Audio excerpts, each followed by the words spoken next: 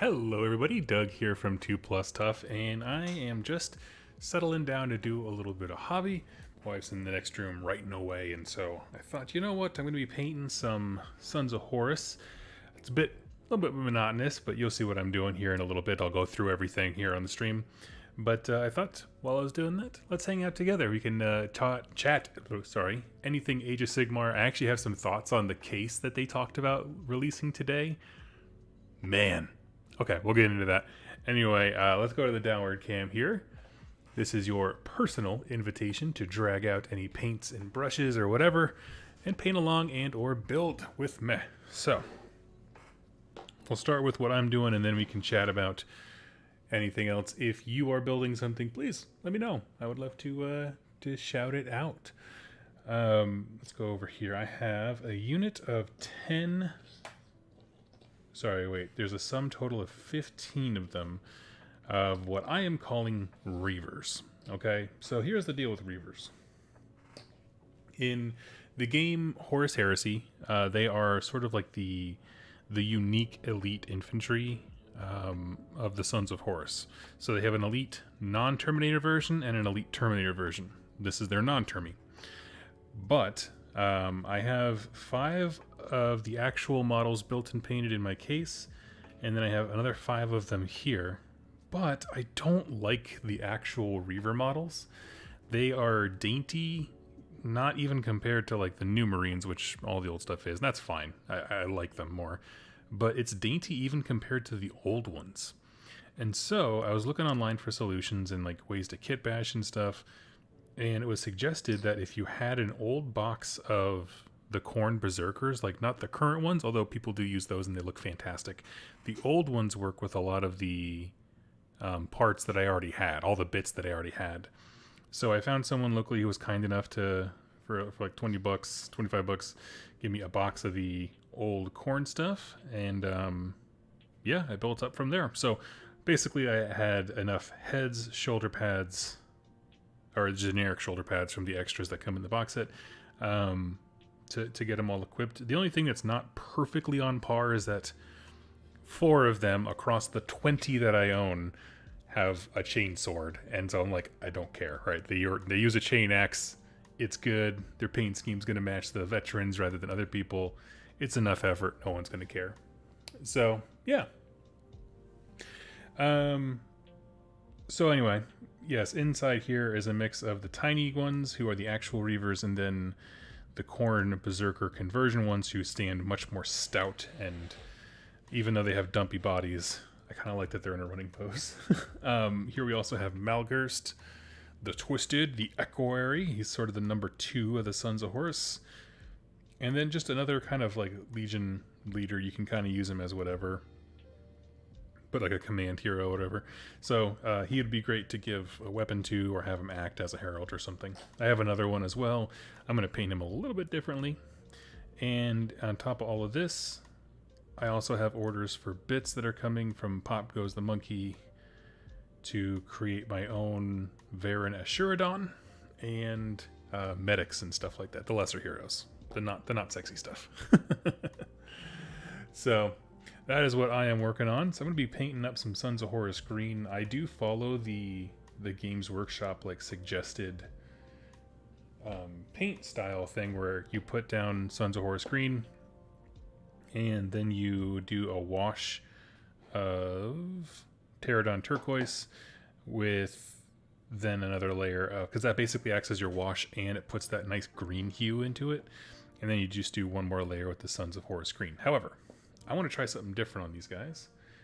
I was watching a wonderful hobby series, and the guy basically like stippled on the main color after all the highlights and stuff were done with a sponge, and he sponged the entire thing, and it looked like really sick. And so I just want to take one guy and try this real fast. Okay, but where are the tanks? Well, here's the thing with the Sons of Horus. They don't like them. Not that they don't like them. That's not true. Everybody has access to tanks. But the thing about the Sons of Horus is they have this rule with one of their specifically rights of war that I'm building. Ooh, I like this a lot. And it's less work. Even better. That's the real reason to do things. I don't know if it shows up terribly well on the camera for you, but it does have a nice little pop to it with this color. I am going to add vehicles, yes. I have 2 rhinos on the way right now. And, what else?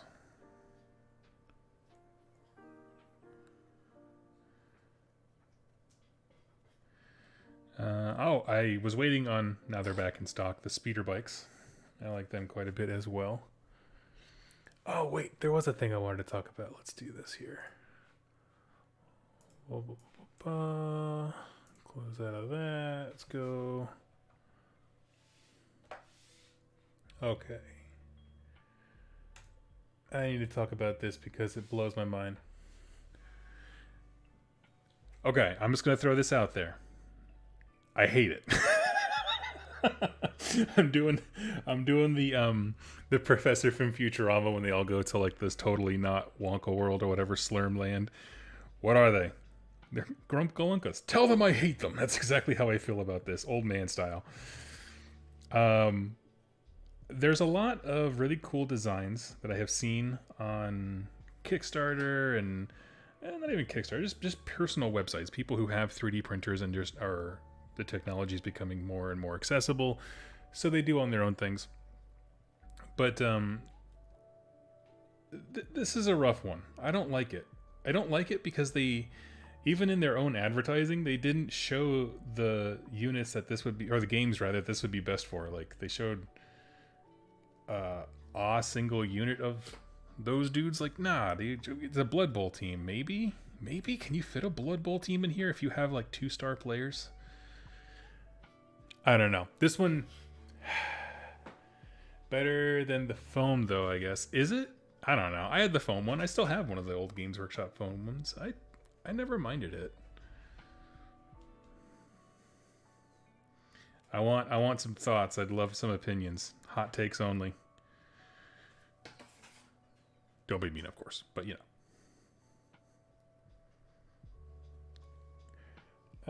Feels over-engineered to solve a problem, and that was kind of my thing. Is like, it's the pins. The pins get me. I don't know.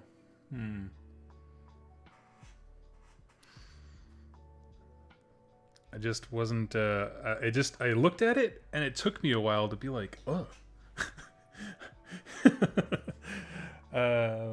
Just found a cool AOS lore tidbit in the new Andrasta book. There's a small tidbit about how Andrasta and Laukavai were allies in the Age of Chaos before they transformed. Oh, that's super cool.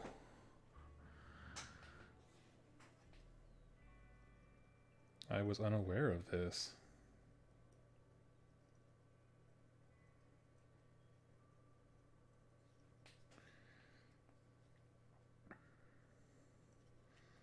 I am thrilled with this. I am digging it.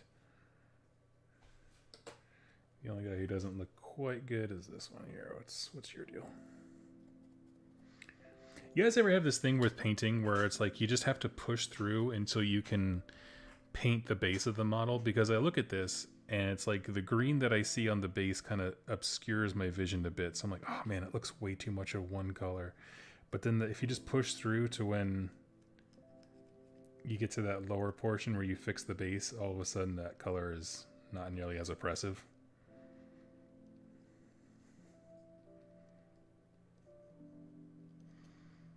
As always how I am, just pushing through to the thing where it's like, okay, we got to get past the ugly face. Hello lads, how's squad doing? I am doing quite well. I have a nice little relaxing afternoon planned. I just scheduled out my last video of the week. Life is good. I'm staring down the barrel of doing a big campaign over the Siege of Chthonian, if anyone's Heresy curious. Mainly, it's because I'm addicted to campaign books. And if you have not read any of the old Black Horus Heresy books, they used to have this series of campaign books that they called the Black Books, were just these massive, like, encyclopedia level tomes. That's good Lauren right there. Would absolutely love to get my hands on a set of those books, but they are about as extinct as the dinosaurs, if I recall. Point is that I believe Horus Heresy is really where they let some of their writers just absolutely go shine, and it's good stories. Like I said, good Lauren.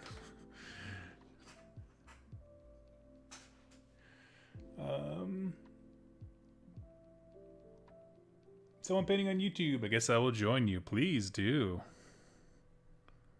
I don't know why I made that invitation sound so creepy. It had strong Mr. Nimbus energy. I apologize.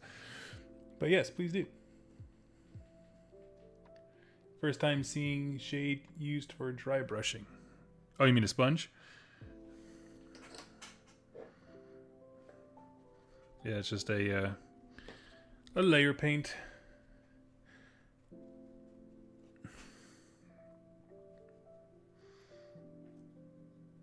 Let's see, the rest of the week we have some Conquest lore.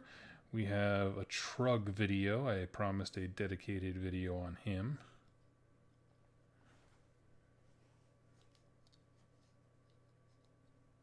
Cool guy.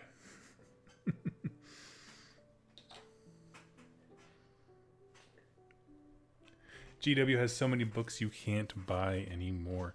Yeah, you know, it's hit or miss, though, because, like, some of the books I understand, right? For example, the Psychic Awakening series for 40K. You know, that was really a point in time where I was like, oh, man, I love these campaign series. I was, like, hot off, I don't know, whatever that era's version of AOS equivalent was. It's like, I just love campaign books. I would love to just do all of these. But those books didn't feel like they had a lot of substance. I mean, there was a story there, and it was cool, but, like, it relied on a lot of previous knowledge, and I was like, well, I don't want to have to, like... I don't know. I want to be able to go 4 sentences without having to stop and explain everything. So, it was very interesting, because those felt like they didn't intend to have longevity as a story. But then other ones, yeah, like the Black Books or whatever, like where they give you a minute-to-minute countdown of everything that went wrong at Calth. Like, that is the most brutal book. I adore that one.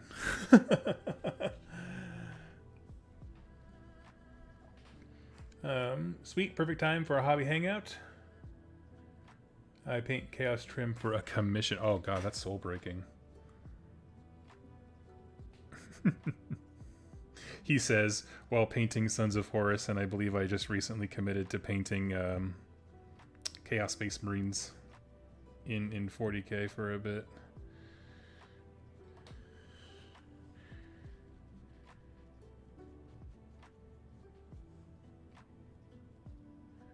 Let's see. I wonder what Krondus and Karzai are doing. They fell off like immediately.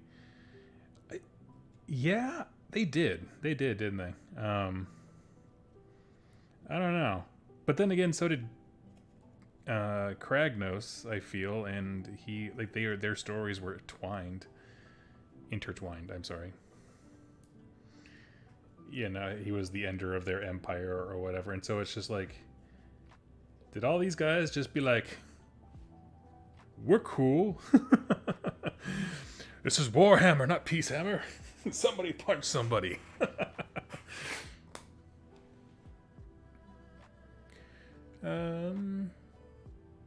Dr. Colonicus, does Parabellum do campaign story events? Would you consider covering those? Conquest lore seems pretty cool. Dr. Colonicus, they put out one campaign book, and I have not yet covered it, though I do intend to.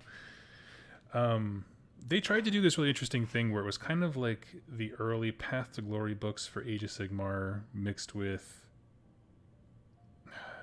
sort of like a Wrath of the Ever-Chosen. So there's a few different lore bits, but they basically take a chronicle of history and they're like, here are the Spire versus Dweghome wars, and they give you like this great depiction of those forces, much like the Wrath of the Ever-Chosen book does, great detail. And then the second half of the book is about like Path of Glory style things where you're building your army and it grows over time.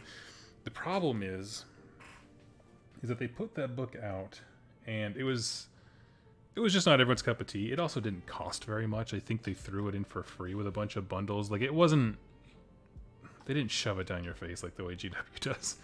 But the downside is that it got relegated to the sidelines pretty quickly, simply because they went through a new edition change, and a lot of the mechanical stuff when it comes to how you add models to a unit and stuff, that was completely changed just for balance purposes. It's much better now. It's a great game, but that needed to happen, and in doing so, it's superseded the campaign book they put out. So when you lost the playing side of things, the interest kind of evaporated. So I'm going to cover, like, there's one or two really grand campaign stories in there that I want to do. But that's really about it. I do know, here's your hashtag insider info. Not really. He said it in a conference or whatever, but it's like one of their like hangouts, kind of like a reveal thing. Essentially, one of the ideas is in the future they're going to have narrative campaigns and tracking and stuff built into their app so that problem can't happen in the future, so that when they sell you a campaign book, it's more of a narrative structure than a mechanical one. The mechanical one will be in your phone, I believe.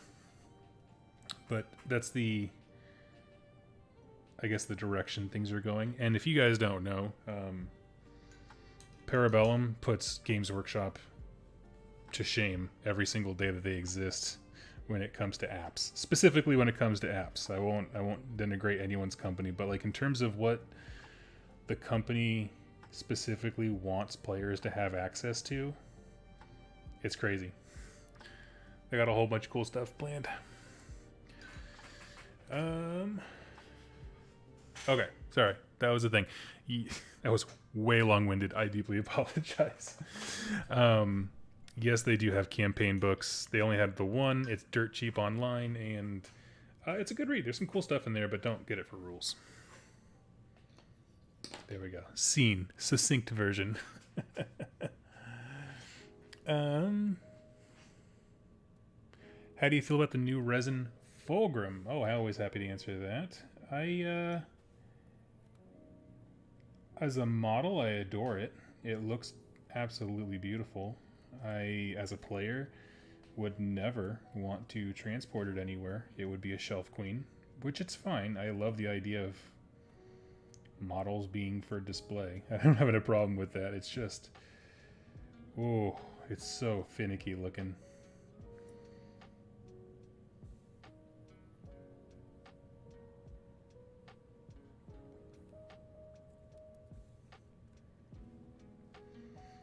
Yeah, that's really my only downside about it. Like, I think it looks terrific.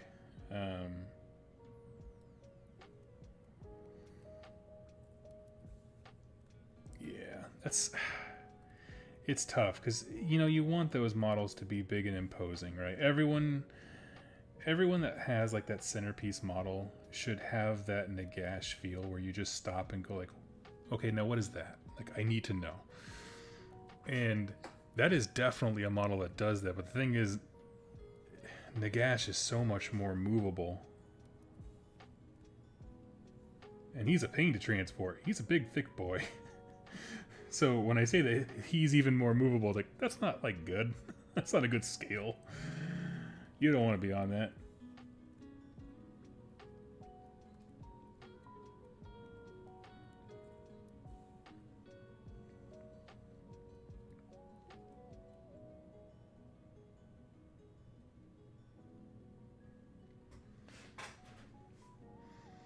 There's some black on there on Malkhurst. Shelfer Queen, never heard that one before. Yeah. Actually, I picked that up from, oh my gosh, that was back when I was in the RC car hobby. They would call cars that just weren't doing well or whatever. It's a Shelf Queen. It's an old car, doesn't have the ability to be upgraded anymore with modern tech. It didn't survive the switch from NiCad to LiPo batteries, which is like, congrats if you speak hyper nerd there.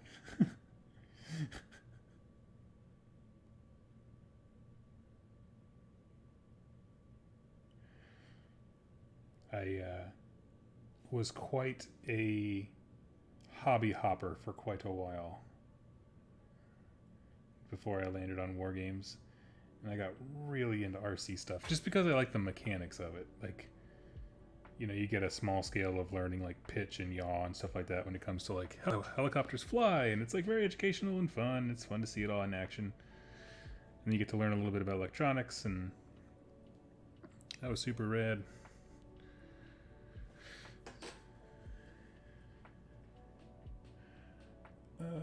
Let's see.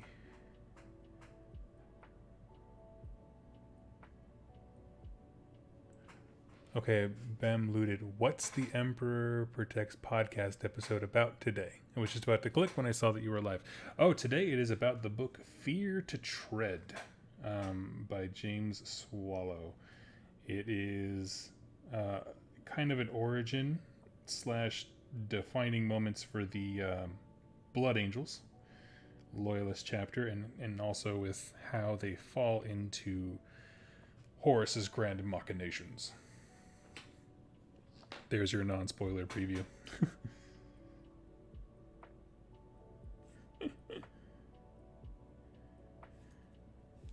It is one of the more enjoyable ones. I did not expect it to like it as much as I did.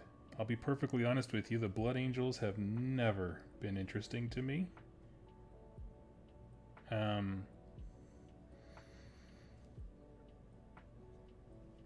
But I am happy to be wrong about that. I paused there for a second because I was trying to think of like, why didn't they ever interest me? And I think it's because the only persons I ever saw playing them like constantly complained about them. I just got a negative sense because I was like, ugh.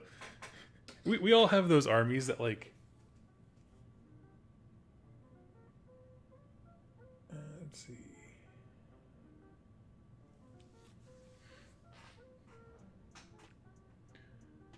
Also, I felt like they were building up to something. Beastman, Shaman, Carnade.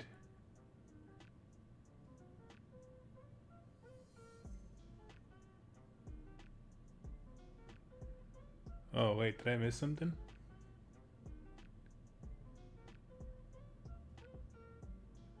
Okay, wait, hold on. Let me catch up here. All I see is Robin Man Killer going in, Doug. Let's see, Warren Lynch. Hey, Doug, if you could revamp / change the design of any AOS model or character. Okay. The design. When you say design, are we talking mechanical design, or are we talking like the literal model? I'll give you each answer because I don't want to have to wait for a reply. But mechanically speaking, I think that I would choose Sons of Behemoth. I don't like them as an army. Not that I don't like the models. The models are terrific, and I think they should be able to be an army. But I think the essential way that Games Workshop likes to write rules for Age of Sigmar, and what qualifies / defines a unit, is such a broad category that is brought beyond its extremes with with an army that could be 4 models. And so it's like, I don't like that. Because when I talk about an army for any other game, there's an understanding of what that means in terms of roughly this many units, the sizes or whatever. That just doesn't exist.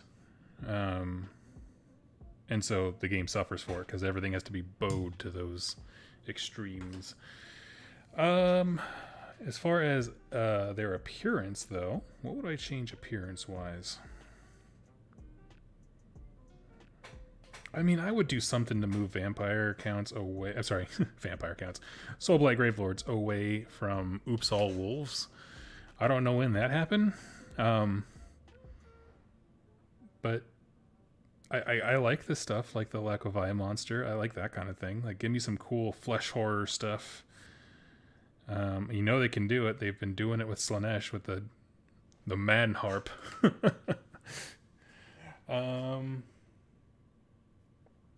Let's see. Yeah, I think those are my questions. Cookie Slayer, I want to get into RC cars, but I want a kit and it's almost all RTR stuff nowadays. It's true. One thing I've considered doing is buying. We have a store here that carries like those really old Tamiya kits. If you don't know what I'm talking about, just Google one. But basically, they are RC car kits that are everything except for a remote battery and motor. Like, okay, well then you could buy one of those things and use it across all your kits that you make. But I'll show you here an example of the one that I want to do. But what's cool is they all have like a very like retro feel to them. All their older kits do, at least.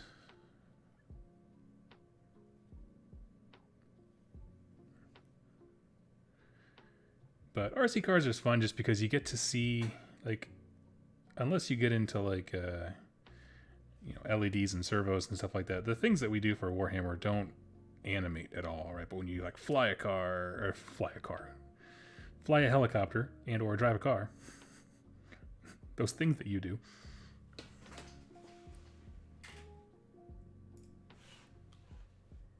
Let's see.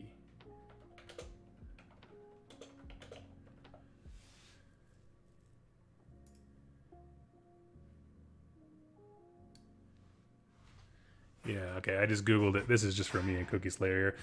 Some of these old Tamiya kits are the ones that you can put together pretty quickly, and they are sold directly from Tamiya, and they can go to their distributors. And all you need, like I said, is the remotes and stuff. Any place that you buy these, you'd be able to get them. The one I wanted to do is, where is it at? It's the Grasshopper. Now, of course, I can't find it. But anyway, it's sort of like a little dune buggy type thing. Kind of looks like this. But anyway, off RC cars. Feels like I'm playing against someone's action figures. I like that. Blood Angels hog the spotlight too much. Ooh, interesting. That's an interesting hot take.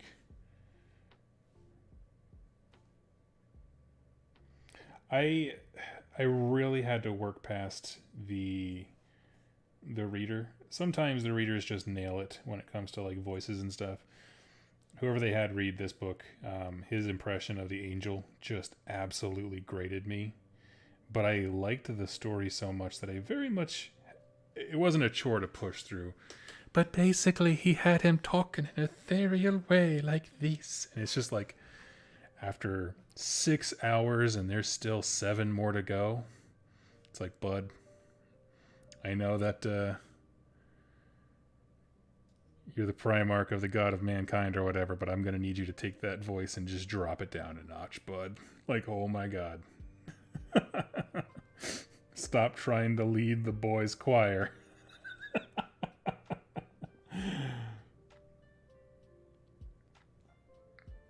Matching their extreme high highs, because dang.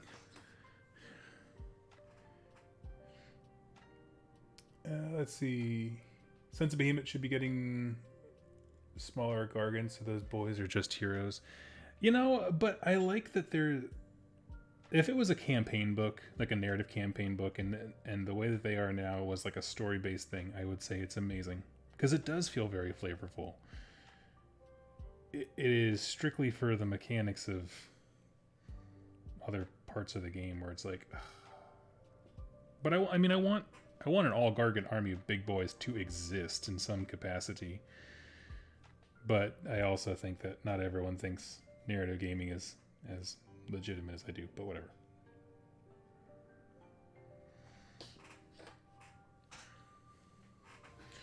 Let's see. They could definitely use a second base bows. I will agree with you there. I was kind of hoping when they had the King Broad kit, it was kind of like the variations of Titans that they have. Where, like, obviously visually there's a lot of overlap, but it's a different kit, chassis, I should say. That's okay.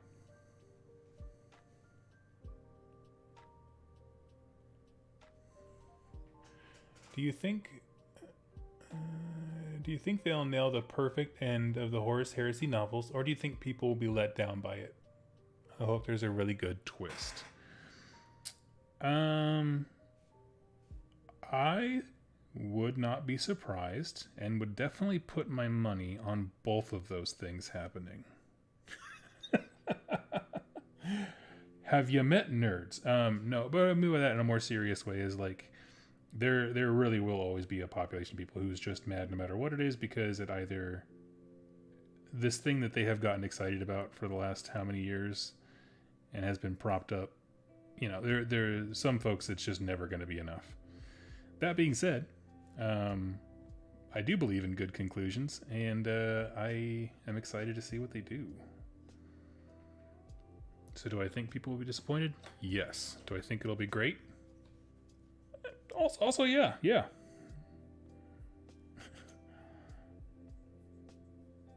I've said it before. I'll always say it. Games Workshop could fold a $20 bill and put it into every single box of models you buy, and somebody would complain about how they folded it.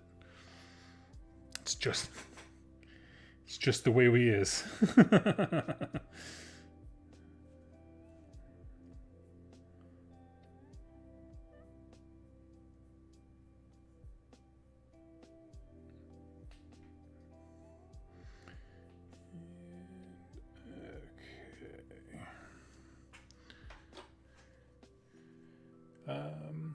But as far as what they'll do, so here's my thing with the Horus Heresy series, kind of tagging along with that thought, or continuing it rather. We know where the pieces end up, right? So as far as what rooms for twists there are, I think it's going to have a lot more to do with twists regarding the characters that they've made in the series rather than ones we know. So for example, I don't think they're going to do a plot twist, Sanguinius doesn't die and the Emperor is totally fine. He's just been lolling on the chair for 10,000 years, you know, that kind of stuff.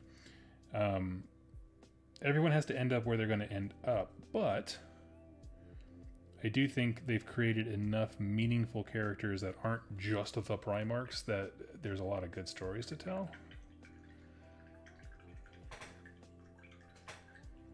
I'm pretty, I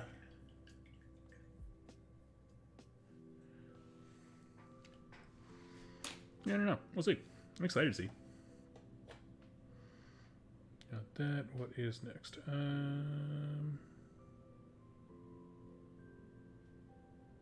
Let's do silver.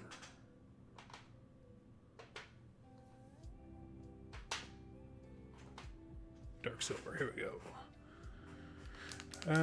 Let's see. In my opinion, all Warhammer gaming is narrative gaming. I may be wrong, but when you say narrative gaming, do you mean narrative dominant gaming or something like that? No, what I mean is narrative gaming a lot of times will introduce things like asymmetrical objectives, things where it's not intended to have equal chances of winning so that it's to determine who the best general is, kind of a thing.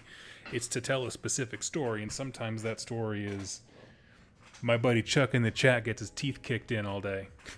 Because that happens plenty of times in Games Workshop books. We just have a whole book series about how Cities of Sigmar with all their sexy new models just got nothing but raffle stomped across the entire setting.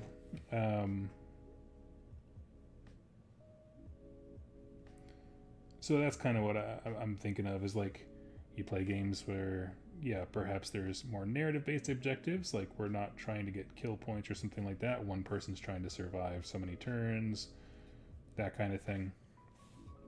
But I do see what you mean. Like, I understand when people say that, because these units at their base level all do different things that correspond, in theory, with their narrative, therefore. And there is a lot of merit to that.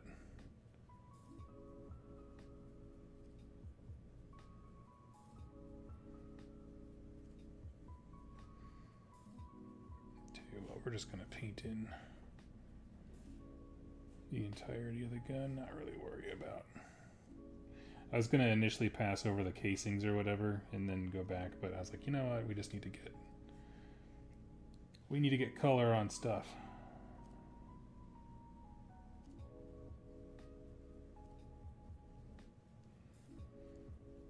And that's all going to be gold trim.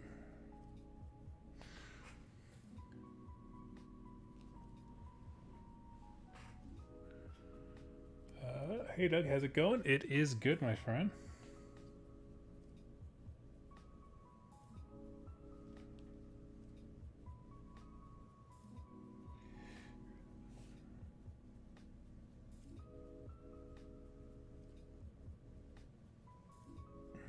Okay. Good.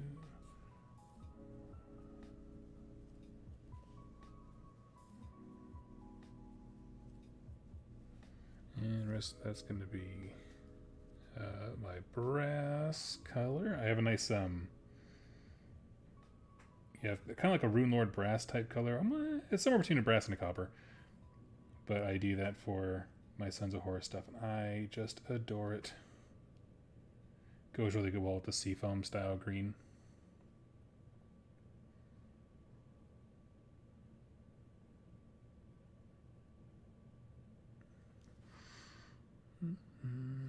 Okay.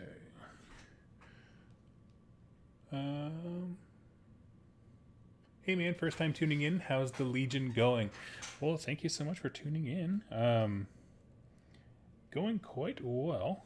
I'm staring down the barrel of a lot of painting. I have a Horus Heresy event that I'm going to at the end of October, or in the last 2 weeks of October. And so I'm hoping to really crush stuff out and get roughly about 1,000 points painted. We'll see how manageable that is. But honestly, these were the ones who had the most involved process of, like, I had to like source parts to kitbash them together and stuff. So I'm not terribly worried since I was able to get into these guys pretty aggressively. But, for example, I have like 2 rhinos. I still have to source 2 boxes of the speeder bikes. But I have all my bits coming for my heroes and that kind of stuff, so I'm excited. Got a lot of cool stuff. But I'm trying to build a black reaving list, which is an aggressive rite of war that is like, you can only have 1 heavy support for every single, or for every other fast attack or whatever, something like that. So like, you can never have outnumbered. You can never have more heavy than fast attack. Rather, sorry, I'm really butchering this. But what it means is it's kind of hard to get those things in because Games Workshop doesn't have a lot of fast attack options at the moment. So it tends to either be jet bikes or seeker squads, like just Marines with sniper rifles. Which are generally good, but I have enough of those. I have enough snipers. I have a panoply of snipers.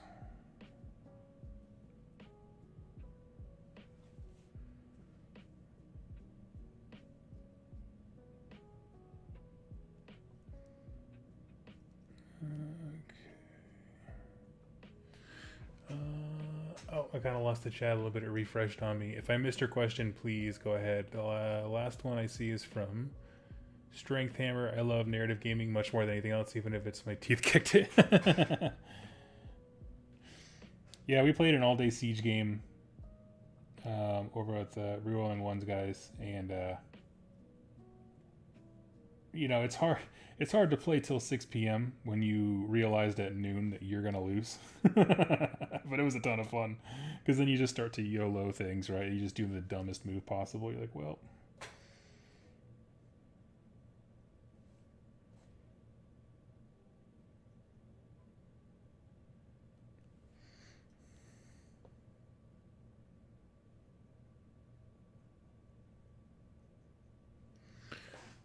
let's see, sounds fun.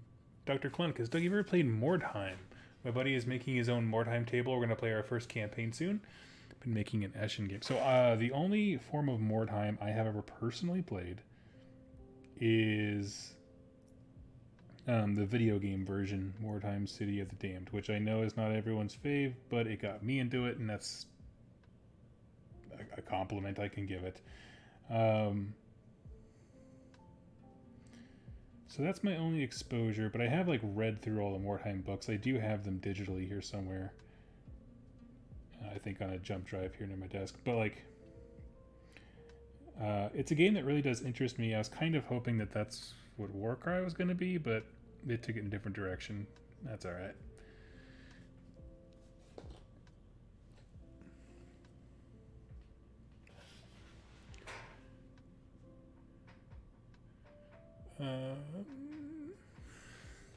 But you know, if someone, that's the thing is like when it comes to those kind of those out of print, there we go, games. I feel like you really have to have someone who knows how to run it. You know what I mean? Like Necromunda kept going for so long because there was just people who were like, I love this game and I know every single rule under the sun about it, and so I will teach people personally. You know, which is super rad, but it's also like it requires a special kind of person. So unfortunately, we never had anything like that. Any of the places that I have lived at, but I have always wanted to. Because I do like that more crunchy stuff. I'm actually prepping to do a Kickstarter for a game that is exactly like that. So I'm very excited. But no, I have not. I would love it. I mean, hopefully, I don't know, but hopefully Games Workshop sees enough success with Necromunda to consider doing it. Because their success is everybody's.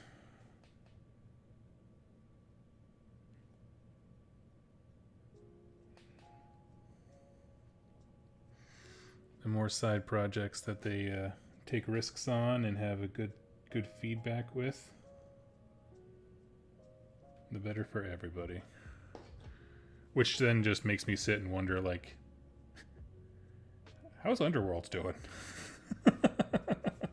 Every once in a while I think that of, like, you know that cat meme where it's like he's sitting at the breakfast table and he just kind of puts the paper down and is like, huh, and he just says like a random thought. I have that every once in a while of like, Underworld still exists. I don't know if anyone else has that feeling, but yeah, I was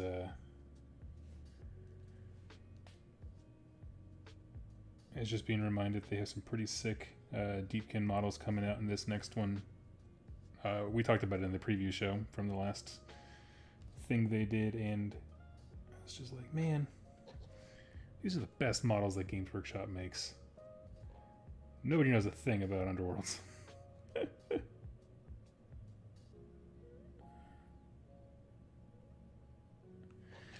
But, you know, but to counter me, it's like, I assume it must be popular to keep going with it.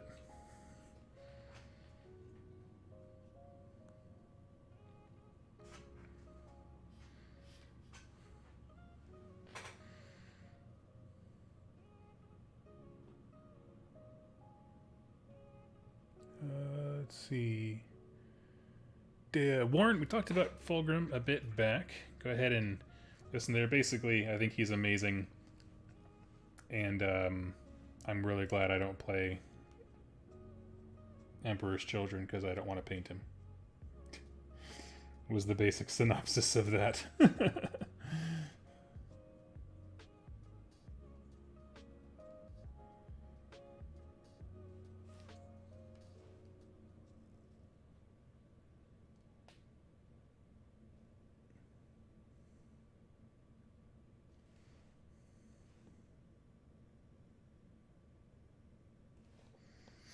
Let's see.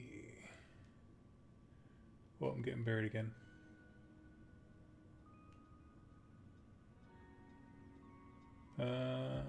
I think I missed a bunch of the conversation about narrative gaming when it did the reboot on my conversation, so I won't wait on that one because I don't know what I'm talking about. But if the community's alive, the game's alive. Exactly. Exactly. Conversely, if the community's dead, the game is dead. See my long dead beloved War Machine and Hordes.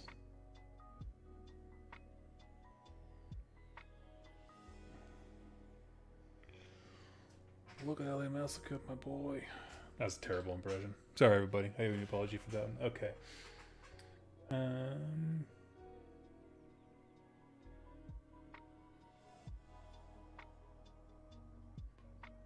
So did you miss a question of mine? Basically, do you have first suggestions for my Lumineth basing scheme? Last time I asked and didn't get suggestions. Oh, okay. That's right. You're doing the Halon with the green ones.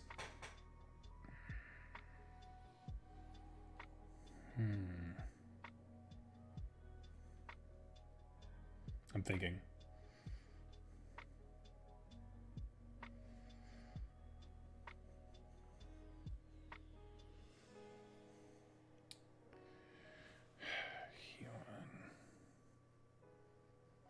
You know, I mean, you talked about doing like a jungle or a forest.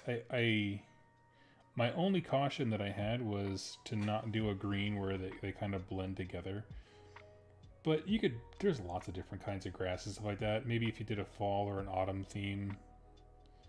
Just something to let the green pop a little bit. But I don't have like a firm thing. You could do, yeah, like a forest base and then go grab some of those boxes of, what are they? Like autumn leaves that are like pre-cut, I think. I'm trying to remember what store it has them. But yeah, you could basically get a whole bunch of fallen leaves, or you could get a cutter to like, from Green Stuff World, you can like pop out your own. And that would give you a chance to make some fallen leaves over a brown earth. That would give you some nice, I think, a mix of colors. While still keeping the forest and nature theme, right? That's kind of the idea.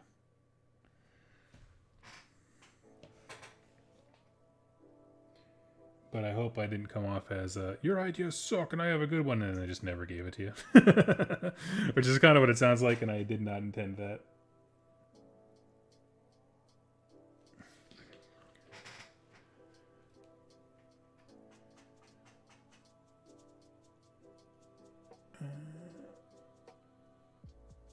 Underworlds lives solely off its top tier sculpts.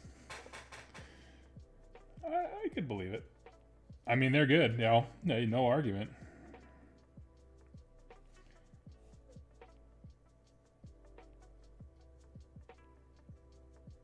I've been really tempted lately to start up a Necromunda campaign.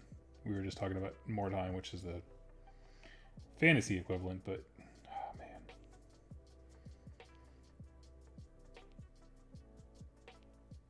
That's like a whole thing.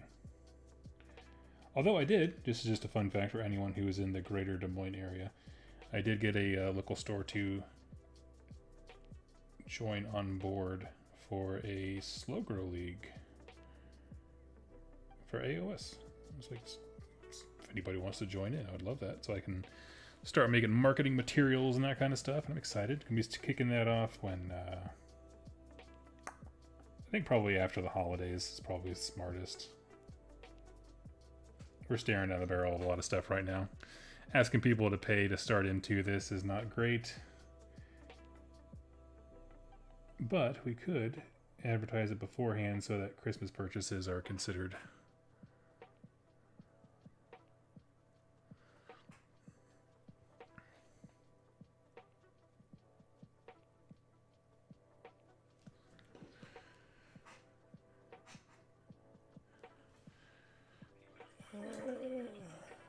I'm planning some of the new Troll Bloods right now. Oh, cool.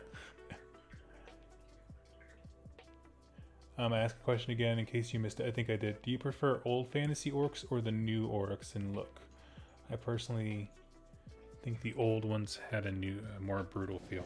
Now, when you say the new orcs, do you mean specifically the Ard Boys that just got a new kit? Right, the orcs? Or do you mean like in general you think the depiction of orcs in fantasy battles was more brutal? Because I wasn't quite sure I caught the right question there.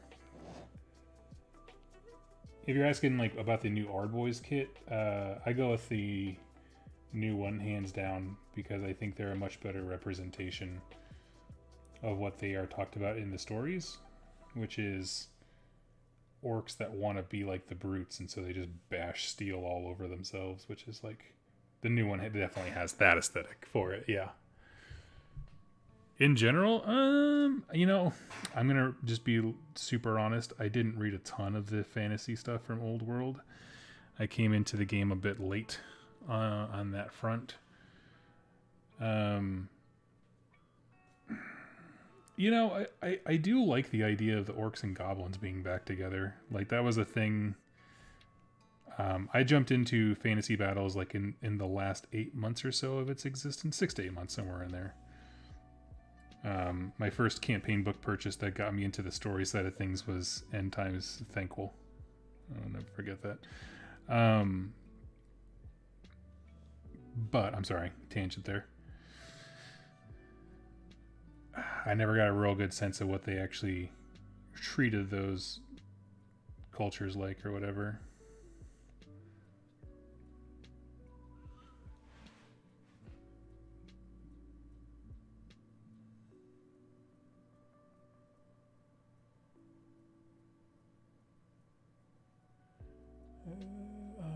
But yeah, like, so I kind of missed it there as far as, I can go with a Tolkien-esque depiction, right? Because that's essentially what a lot of fantasy battle stuff was.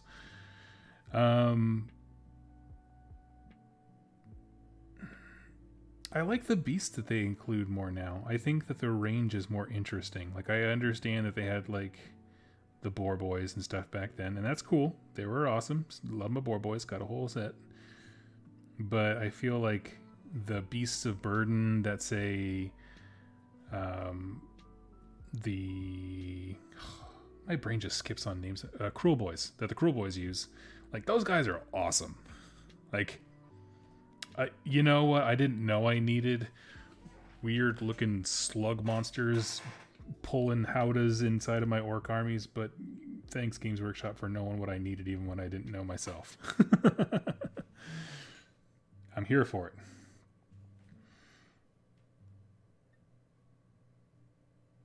Because then I think about some of the orc designs, how they would use, ogres and stuff like that in Tolkien's Lord of the Rings. I'm like, that seems more on point than anything we had in fantasy battles, model-wise. That's all I know it from.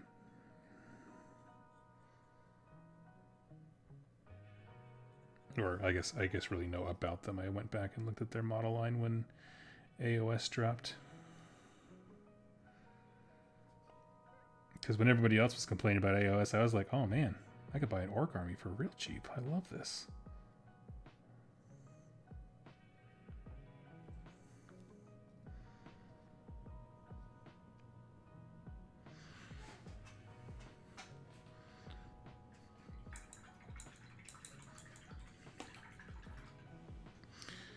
Ooh, I just want to finish the silvers on all these guys. Let's see. I really love the boar riding orcs concept, so the new Ironjaw stuff was right up my alley. I just started my army because of that. Oh yeah, I mean, they look fantastic. They do. They just look great. The models are just...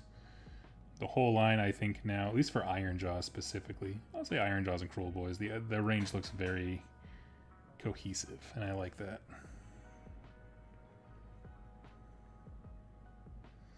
Also because the old Ardboys kit had a lot of like rounded edges. They had like, because the idea is Black Orcs like repurposed armor and stuff like that, and so they had a different look, whereas these ones have the much more of the emphasis on like jagged hunks of metal, and so it just fits more with the brutes, I think.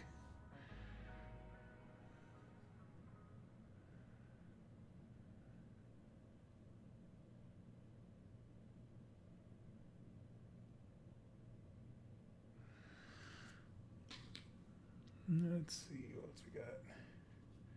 They seemed too self-serious to him personally. Okay, but speaking of fantasy orcs for AOS, it reminds me of an argument a friend had of mine made. He made it into modern orcs because they don't look like they're having fun while they fight.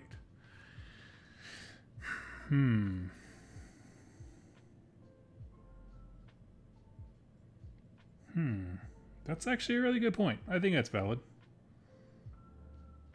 But, like, for a company, Games Workshop, or I should say a publishing studio, Black Library, that never, or is very reticent, I'll say, not never, is reticent to look at things from the alien or other creature's perspective. Those books just aren't common, which is why they stand out and they're usually terrific. But most things are from the human perspective. And so knowing what their humor looks like to everyone else on the tabletop is kind of hard to show, not tell. Because, like, I read the old 40k books that were like, orcs are fun, and they would tell you that orcs are fun and that they're all having a blast, but they didn't, like, show it. You know what I mean? And I don't know. I don't know. Lots of different kinds of creatures laugh when they take pain and stuff like that. I just feel like I'm not sure how I would want them to do that. I do agree, though, that the depiction has kind of evolved.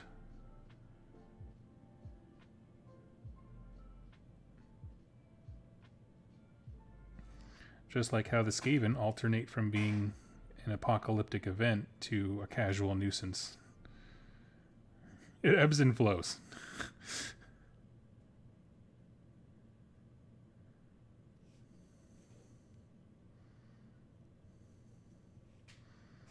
There is balance in all things.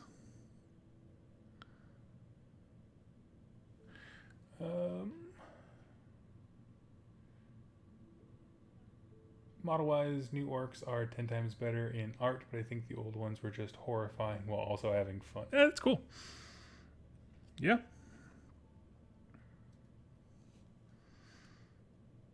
I do feel like possibly a better example of how things have changed writing-wise, rather than comparing to the old world, because there's just a lot more hands were on that than just within AOS, just because of how much less time it's been out. What I find interesting is the comparison of, say, the old Bone Splitters battle tome to the Orc War Clans one, where massive downsize in the amount of information you get about the factions. The OG one had like languages and scripts that they would use to communicate with one another, and hunting pack locations and all these crazy fun things. And so did the Pestilence book for Skaven. And just as they started rolling things back into their main factions, it just kind of lost all that. It's like, oh, but that was fun.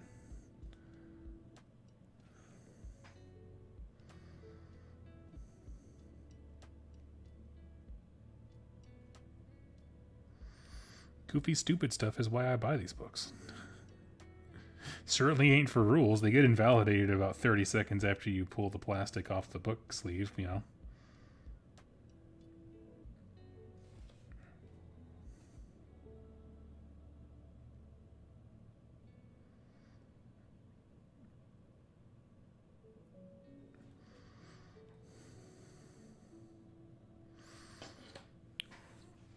Oh my god, so close to being done with these guys.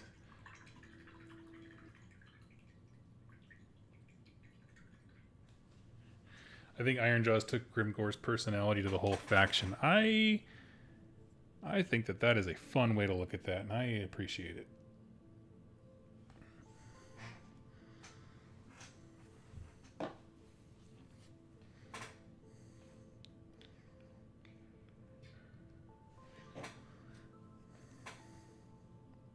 Grimgore Ironhide, the army. That's pretty sweet.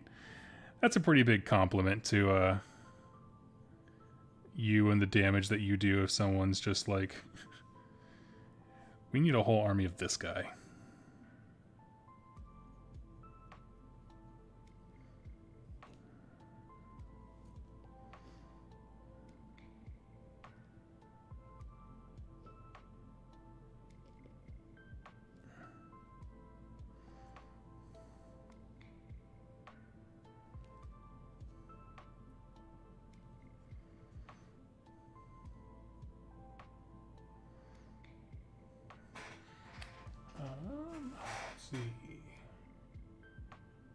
I'm not sure how anyone could read the lore for how they tame a Magrunta and say that orcs aren't having fun. What a very fair counterpoint.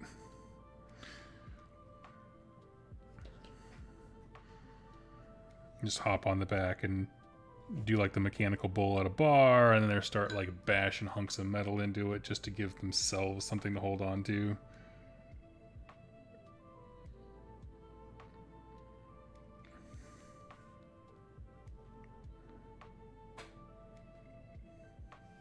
Oh, in video game news, in super ancient no one cares video game news, I have restarted Star Wars Knights of the Old Republic because it came out on Switch, and I was just like, "Are you kidding me?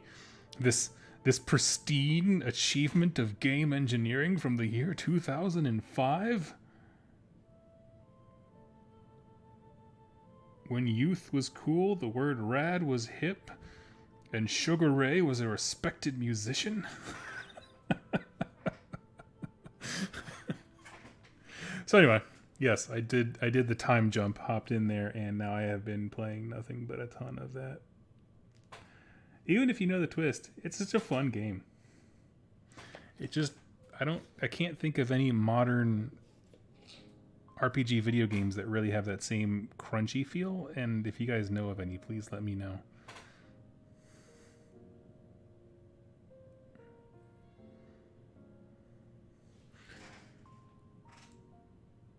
Let's see. Maybe the Beast of Chaos can have a whole army of Horus?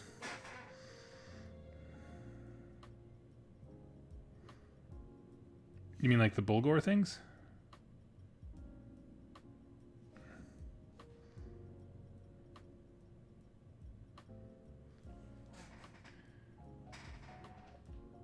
Is the pole of him bent? Yes and no. So like it came that kind of bent, and I was going to fix it. However, if you look at him head on, it doesn't look all that bad, and quite frankly, I hate resin, so I thought it was better to use it the way it is, and then I pinned a guy down, a statue thing down with his skull, and sorry, on the base there, and then glued him to it. So it's kind of more for support. Anyone who knows me knows I don't typically take out named characters, so he's not going to see a lot of playtime. Centaurs, yes.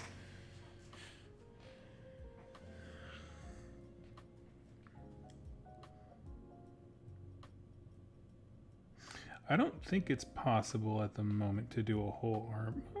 I actually don't know. I have to just be perfectly honest with you. I have not looked at the Beast of Chaos book in so long. If I were to give you a firm answer, it would just be because I'm faking it to sound confident, which is a thing that I do to my wife all the time, and she hates it. Just say something with enough confidence. It's just, oh, okay.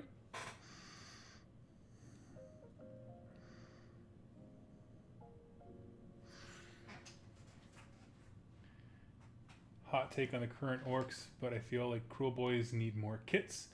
They got 3 infantry options, and the rest of their units are single model. Yeah, that's true. I didn't really consider that. They do have sort of a... It's not quite a Fire Slayer problem, where oops, all heroes, but it is all single units, which is interesting.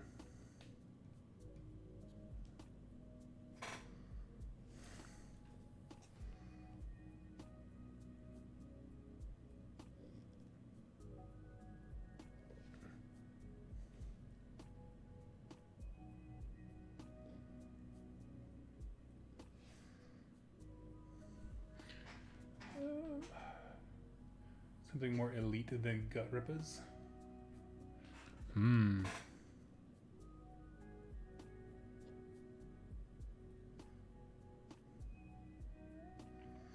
What would you call something more elite than a Gut Ripper?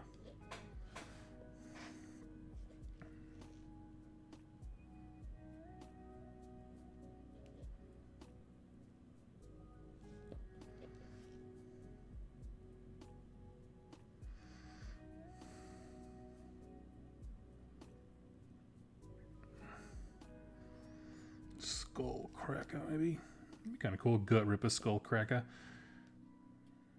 I'm just trying to think of fun, whimsical combinations of names for terrible things.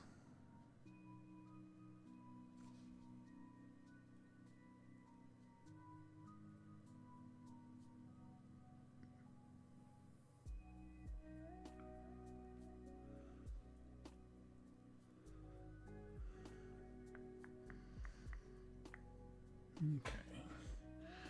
Woofda. To be fair, 320 points for 50 euros is nice.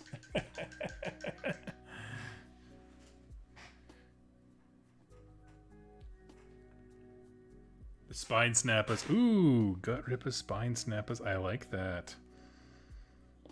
That's a good one. Okay, so I'm gonna try a new paint. So you guys will have a live react to Two Thin Coats Dragon Gold. It is a very, very dark gold, somewhere between Retributor Gold and Runelord Brass.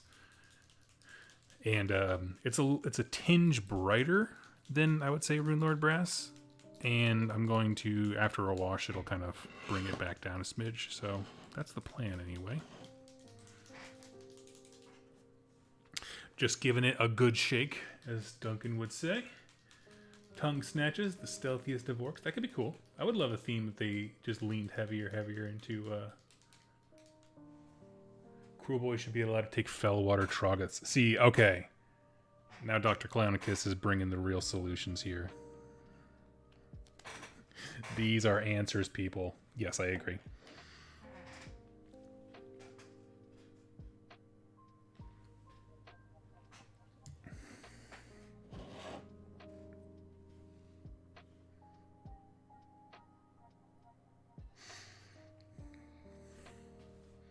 Wish they sell old world boxes like they sold them in AOS, like 15 Ardboys in a box or 20. Oh, yeah.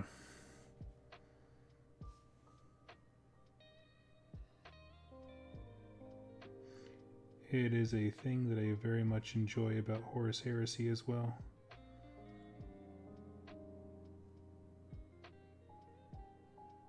Like, yes, a box of Marines is like not cheap in any way, shape, or form. But when you realize that that box of Marines can be built as any number of things and you get 2 full squads at minimum, I'm like, you know what?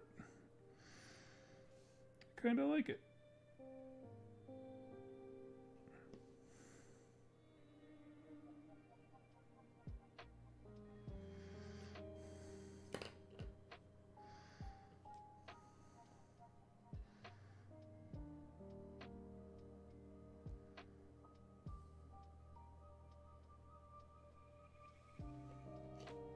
Ooh, no. Oh, man. I like jam my thumb right into that lead belcher.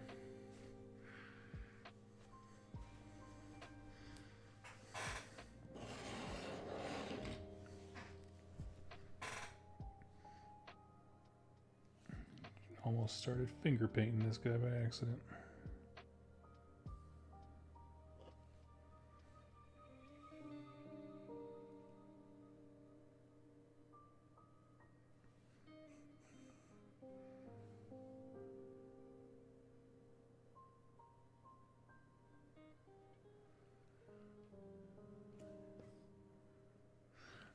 Let's see. Cruel Boys are supposed to be the sneaky and clever ones. GW should have leaned into it more. See, I tend to agree.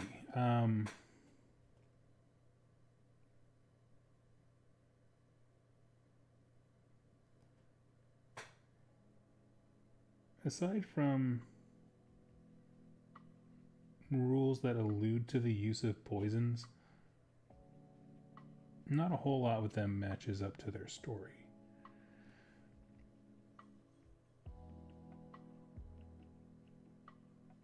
I mean, other than the fact that they use ranged weapons, like that's what they're happy to do.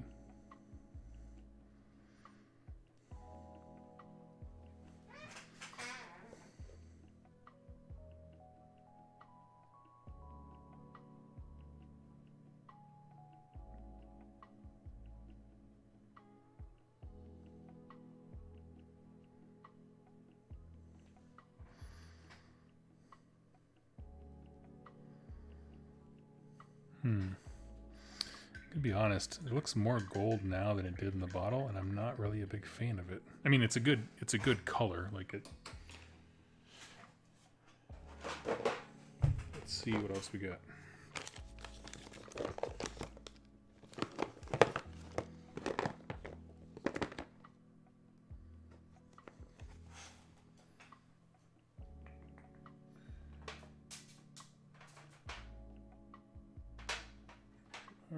Here we go.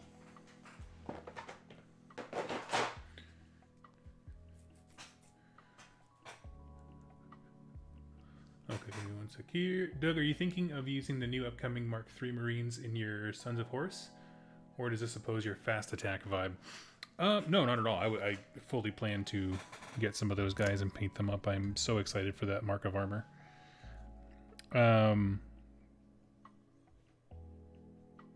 No, it doesn't. I will actually probably... I can use it to my benefit with the fast attack stuff, if I'm honest with you. Because what I could do is just build them as Bolter Marines, get some bits with scopes, and have them be Seeker Squads, so that would give me my fast attacks that I need.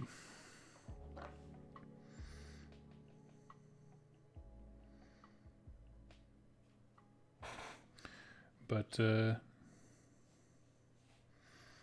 yeah, my only thing with that, with doing that, however, is I just don't need them terribly much. But as far as, like, the actual kit, oh, I'm actually very excited for the kit itself. In fact, that whole set just sounds awesome.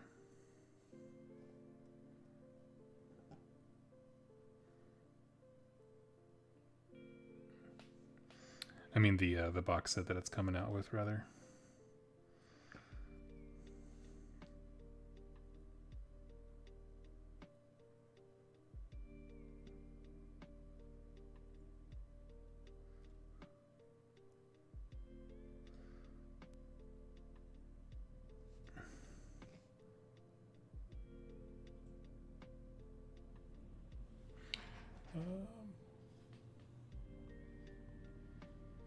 Oh, actually, I have a thing that someone in the chat can maybe help with.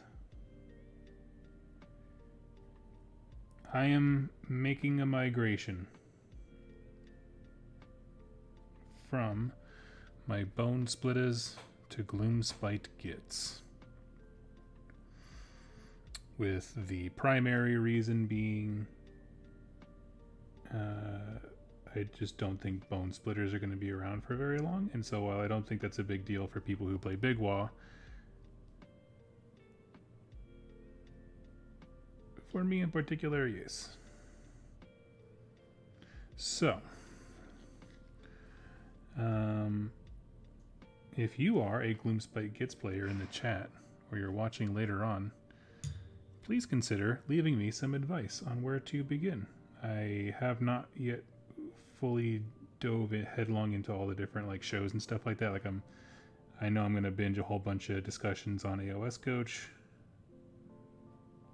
because that's just free winning right there. I need to go watch my boy Roko's channel. He's got some great tactical stuff. I don't know. Basically, all I have to say is like I'm kind of using this event that I talked about running, the Slow Girl League, as sort of my way of getting back into the game personally as well, and also a way to get me motivated to paint a whole new army. Because I like having projects like that.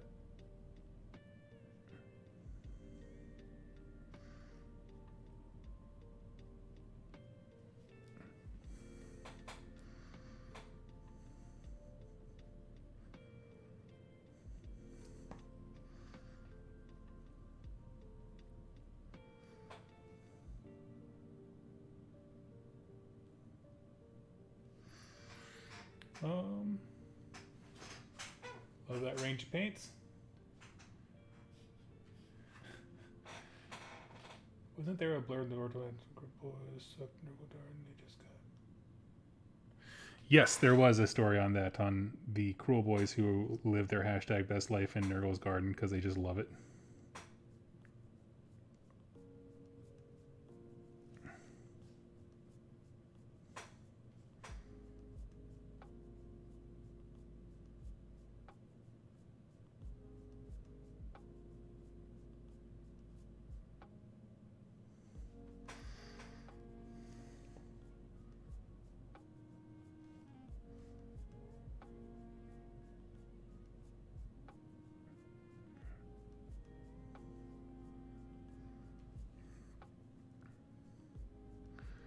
Apologies for randomly going quiet. I just needed to get some of the details. Ah, yeah, these boys are looking good.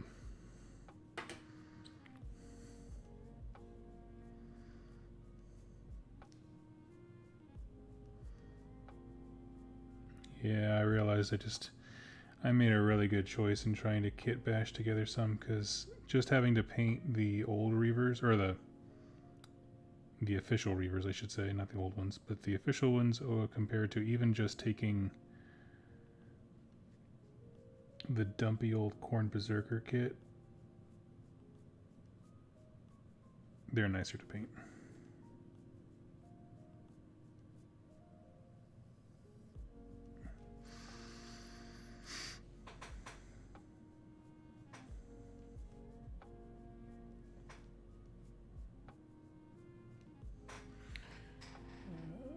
I collect Blades of Khorne, unfortunately. Where's Blades of Khorne at these days?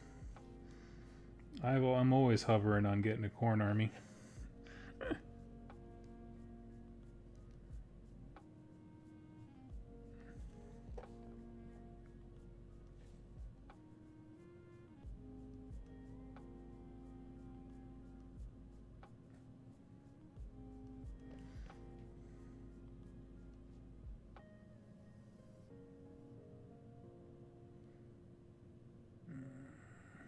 Do a lot of detailed work on that.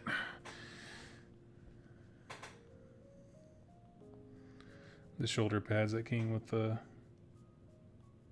official ones are a little bit snug to try and get in there and clean up. We're gonna fly past those. I'll have to go with a more detailed brush.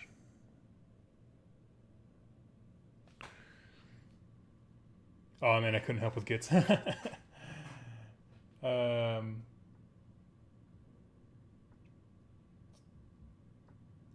Doug, I appreciate you fighting for the right side of the heresy, but I gotta ask, where is your Slaves to Darkness force? Oh, they've been gone for a while, my friend.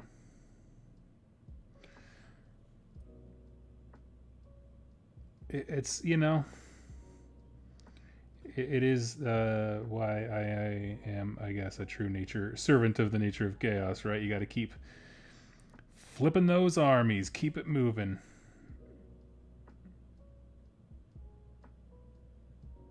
Every time I start a new paint project, that means somebody else has a fully painted army.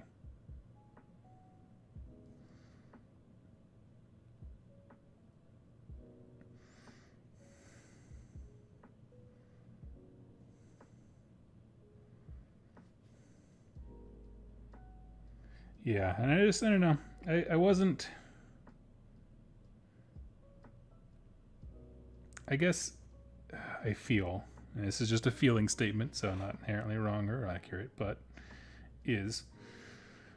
I feel like Age of Sigmar in the 3rd edition has gotten so much more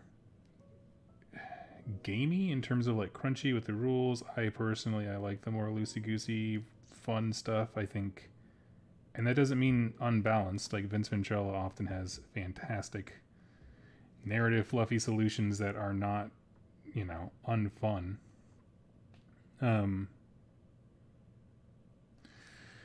But a lot of the books, like I'm not interested because I don't want to keep track of X many things, or the way army construction works, like with, well, Wastehaven used to be, not so much anymore, but that kind of stuff. And so I more and more find myself gravitating towards the destruction armies because they're just not good, but they're not trying to be. They're trying to be fun, which I feel like is different.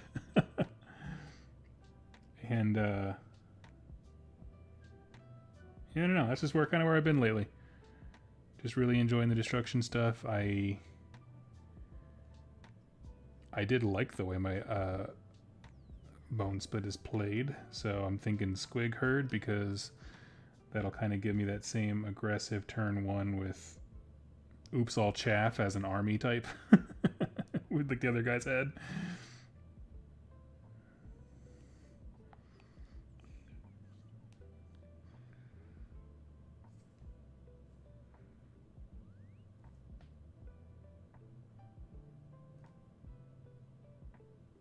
Okay, there we go.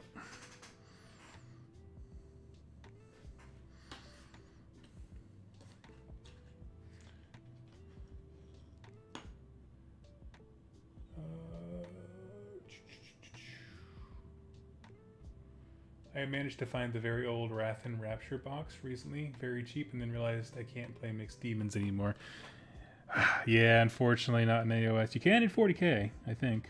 Although I believe their demons community is having a collective hissy fit right now. I don't know.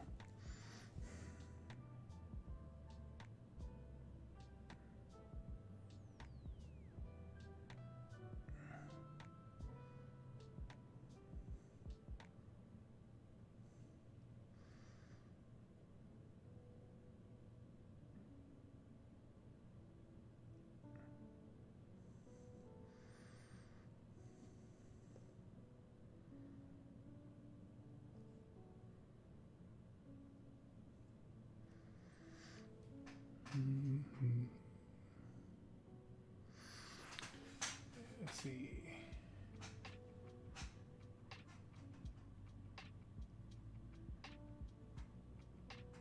I was a huge supporter of this. Now it feels like Jimmy's tried to make it a competitive experience and has lost a lot of the charm. And that's the big thing. It's the charm. I feel it's just changed. And, you know, I have people who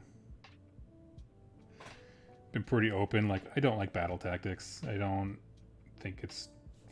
I mean, I like secondaries. If that's what the hope that battle tactics filled, but I just... not my jam.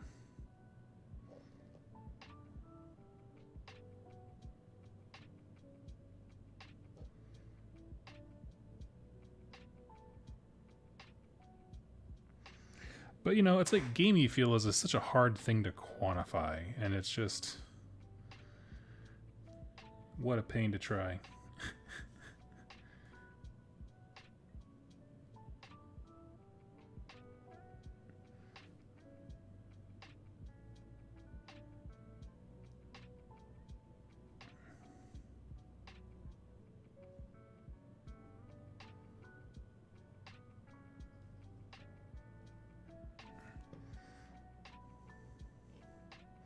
I mean, I'll still take it over 40k. I mean, 40k with the last edition specifically, I don't know. They haven't really done a whole lot of expansion stuff since the edition dropped this one time. But when you're trying to like keep track of a billion different stratagems across different locations, it got to be a lot. So I'd rather have our problems than that. But...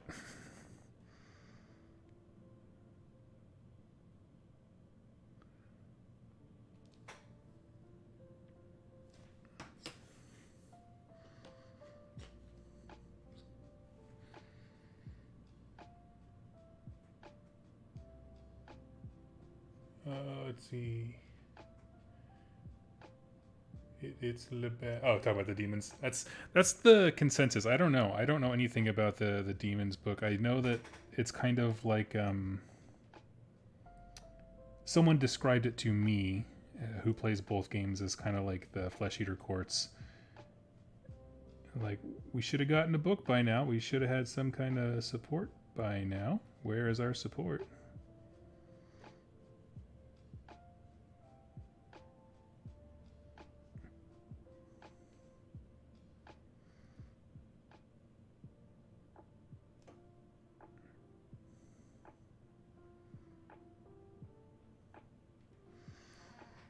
Let's see. But primary and secondary has been the main system for a while. Well, yes, but second edition, the way they did secondaries was they didn't have battle tactics. They didn't have to declare at the top of the turn what you were doing. In the same capacity, I should say. There might have been like bolt-on systems or whatever like that that had something like that, but in terms of the... I don't know.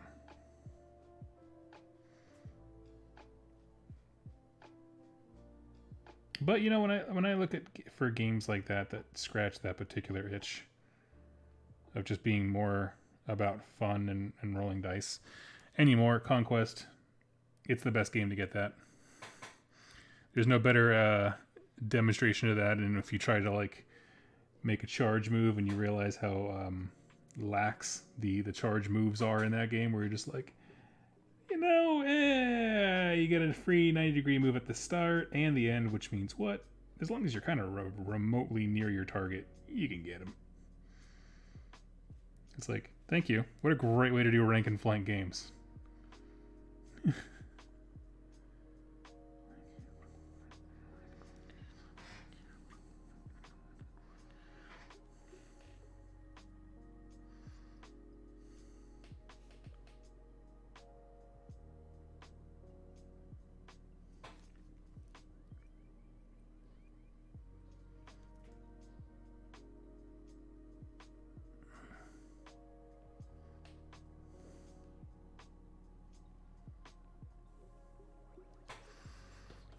Forgot to do this on one other guy. Doug, at my cube farm. Happy Zen out there. Oh.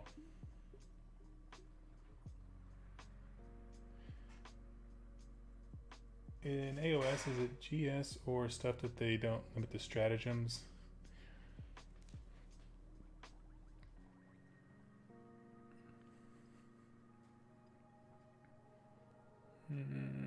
You mean command points? I think I'm a bit confused on the question there. I missed what you went over when you saw my message, but for more detail, you used like battle tactics.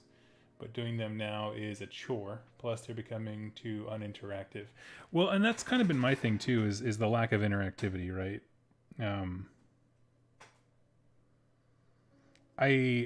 What I want every game system to do that Games Workshop does, I feel like they already nailed the answer, and it's the mission generator cards that 40K has right now. They're legitimately good. If you haven't tried them, please go to your local 40K night and try them. They're incredible.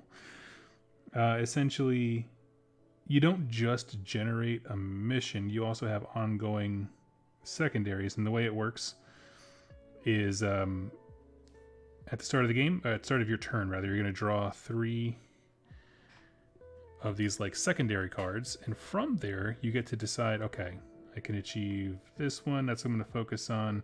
You don't need to tell your opponent which one you're going for, but you do need to announce it once you've achieved it. And at the end of your turn, let's say you couldn't achieve any of them, right? It's just straight up not going to happen. You can throw one of the cards that you have away, discard it, and you get a command point, which now that means that's turned into an active resource in your opponent's turn. And I just loved it, because you're either always sacrificing victory points or resources. And I was like, thank you. There's a natural push and a pull. There's no immediate obvious answer. I don't know. It was just an incredible amount of fun. So I highly recommend that as a form of mode of play for 40K. And I want the exact same thing in all my GW games. Not the exact same thing, but you know what I mean? Like some equivalent therein of that side game. Once you learn that, then you can... It's not really a side game. It's not. It's just a matter of looking at the objectives and seeing if you can achieve them or not. But regardless, I love it.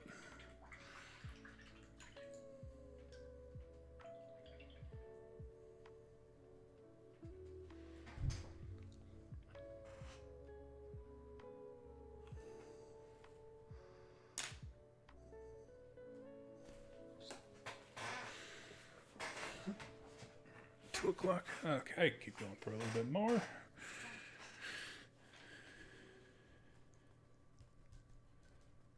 Also, mortal wounds have gotten out of control. Yes, I agree. That's a flat statement. Yes, that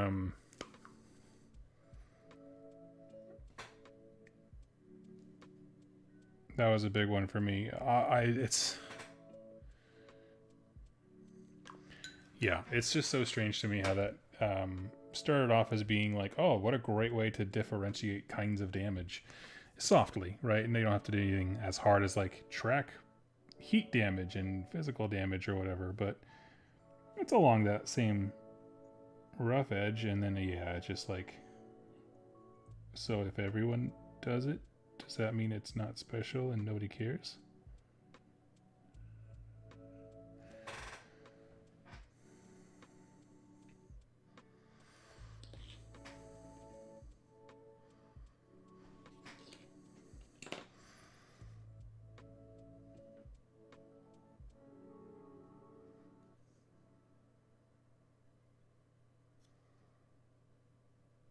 How are you guys feeling about Imperialis? They're totally not epic redo.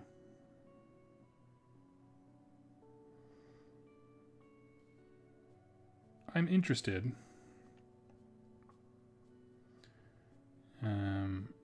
Likely going to paint my Marines up as my Sons of Horus just so I could play them theoretically in any sized theater of war.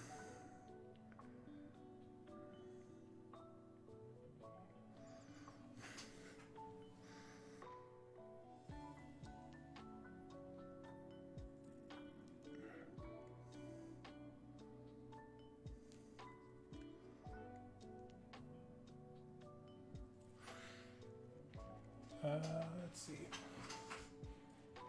I'm meaning to play 40k more runs, but doing that brought me anti-joy, so I need to take a break and come back to my Luaneth. Yeah, dude. Don't do it if it ain't making you happy.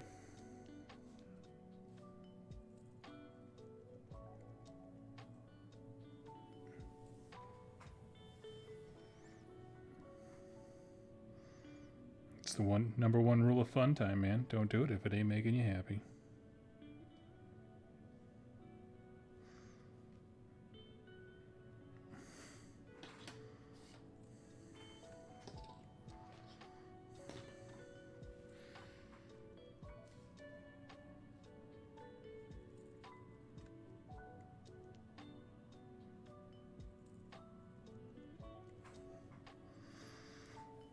For me personally, I'm excited for Epic. The only thing I want to see is how they roll out units. So like, we know that like, just from their little preview articles, how you make a infantry, detachment or whatever is an interesting thing. What is stuck out to me is like, but I want to know, when I buy a box of, say, Predators, how many Predators does that actually make? Given their size, right? And how, not small an impact they have on the table, but how, like, there's just not a lot there. they're a small model, right?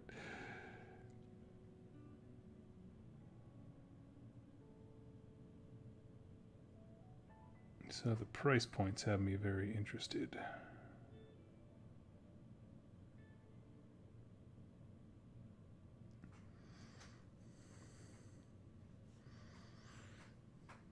Probably going to swap my Salamander Space Marine soon, but I want to finish building and priming 2,000 points of Lumineth. Nice. It's not your jam. See, my thing with Epic is that I love that scale. Like, for example, I've talked about before, it's why I don't think I ever cared about fantasy battles coming back. I'm like, because you have Total War Warhammer. It represents that scale of warfare better than fantasy battles ever did in IMO, in my opinion. And so it's different. Like, if fantasy came back as like its epic version, I'd be like, oh yeah, I'm into this. But I just think this does so much better for depicting those epic scales. I mean, no, epic, I'm sorry. I'm being a little insufferable there. But just the more zoomed out scale of warfare, I think, is really cool. Because you get a different eye for resource management, and it leaves room for some of those really cool dire tales of heroism where, yeah, it's just a little Marine squad who gets squashed off to the left of the screen, but it represents pretty much an entire Horus Heresy book for some of those guys to just die in a good way.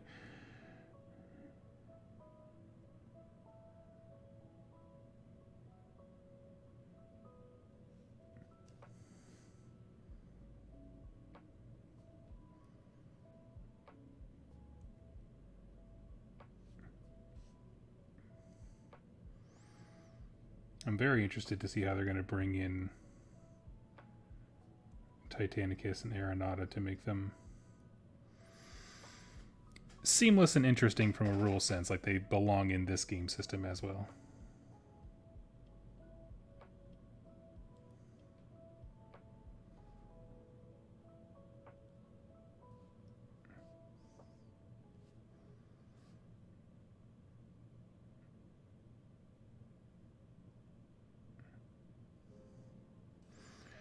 I would love to do a Horus Heresy gauntlet where you have it's a team. Okay, I'm making this up as I go. Team sport. Okay, you have a team of, I haven't decided how many players yet. Your captain has to decide which player goes to which game. So you need someone who's good at Aeronautica. You need someone who's good at Titanicus. Someone who's good at Horus Heresy, of course. Someone who's good at Imperialis. Maybe Zorn Mortalis. I don't know. You just kind of keep record of like how your team does over the course of the weekend or an event in each of those fields, and which battlegrounds you seed. Do you lose the skies? Do you know, that kind of thing. That could be pretty cool.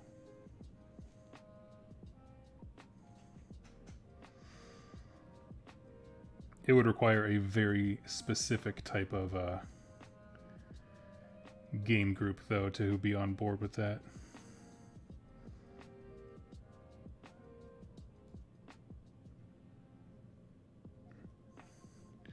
But yeah, I'd love the idea of like your team captain, like, okay, dude,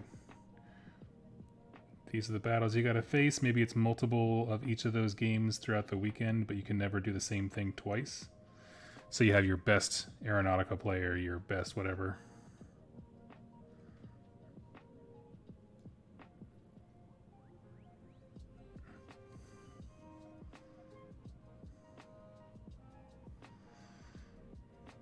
Yeah, and at the end, just be like, boom, this team had the most skills, the most competent Praetors.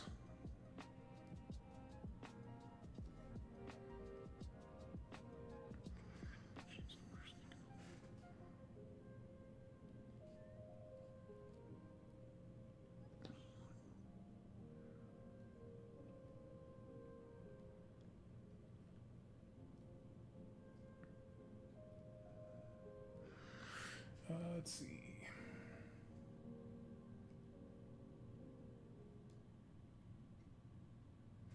I want Battlefleet Gothic to come back. See, I never got a chance to play that one. I know that it has made a bit of a resurgence now that 3D printing is kind of come to its own. So just folks who just literally didn't have access to tiny ship models now do by going to online retailers and stuff. So that's pretty cool. I'm just going to go over this guy's. I did it earlier in the other gold, and I just do not care for it.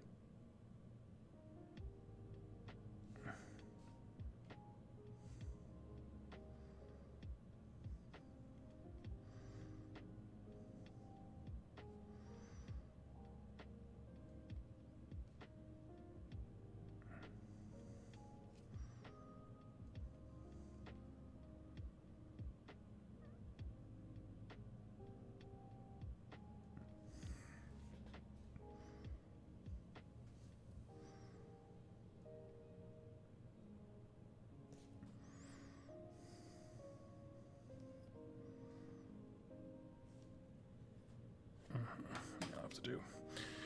Alright, now I got the crappy Reavers. Doug, you just described my dream scenario, except I want more of a 40k campaign that involves a Nordic campaign that involves 40k, kill team, Battlefleet Gothic, all fighting for a planetary Dawn of War style map. Yes.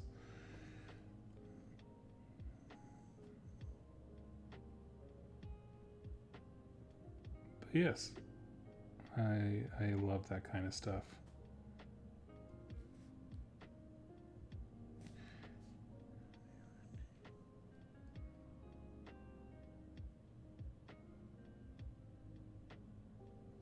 I'm trying to think of how many teams minimum you would want to do.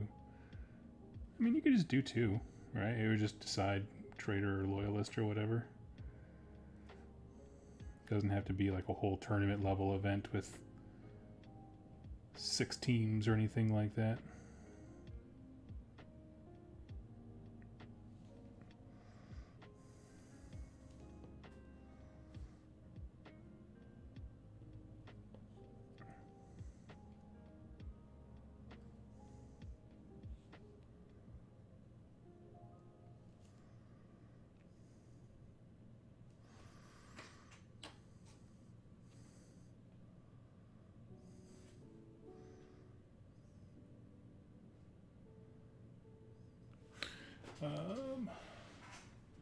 But yes, I would absolutely love. I mean, I like the idea of narrative stuff tied together like that.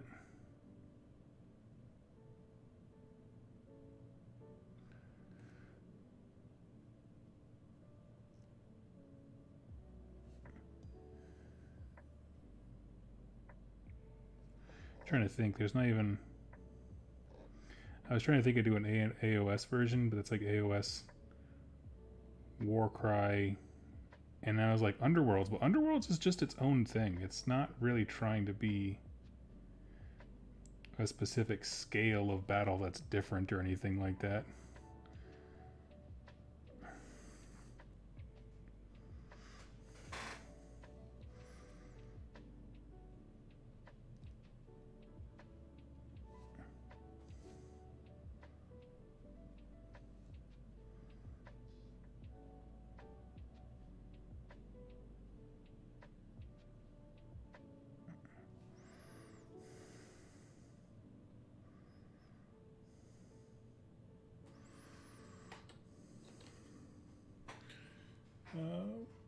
How's the Ultramarines in the Horus Heresy? Oh, love Lorvid. Thank you so much. Sorry, I didn't know I saw that. How are the Ultramarines? So I don't know a ton about them specifically. I've heard nothing but great things about them.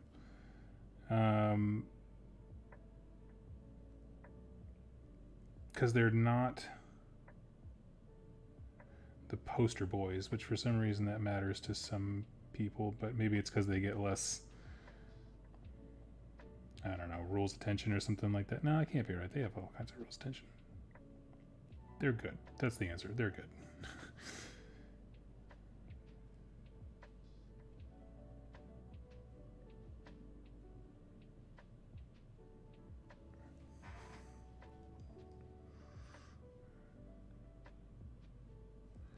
So the plan is now they have 10 and 10 of the official Reavers and my kitbashed ones. Basically just mix them together.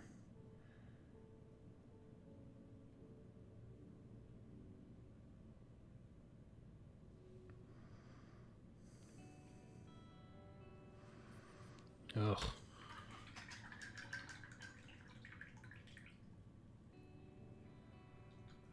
So much trim.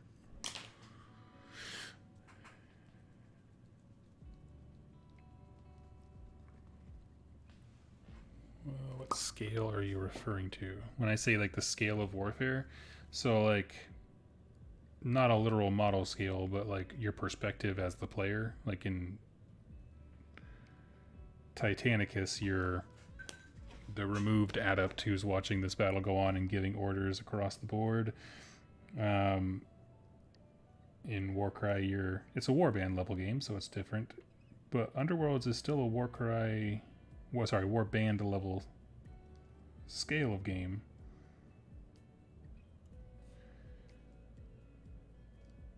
It just operates a little different.